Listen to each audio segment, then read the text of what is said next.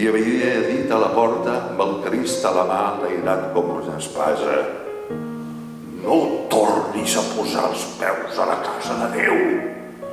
Mai més.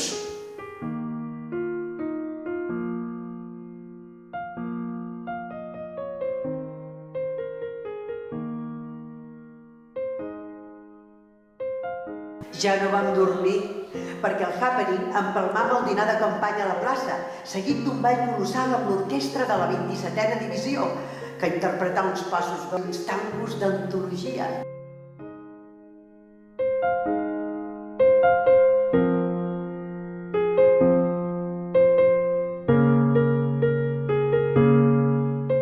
La família que l'altre dia em va dir: nosaltres no l'abandonarem mai, i vam complir la seva paraula.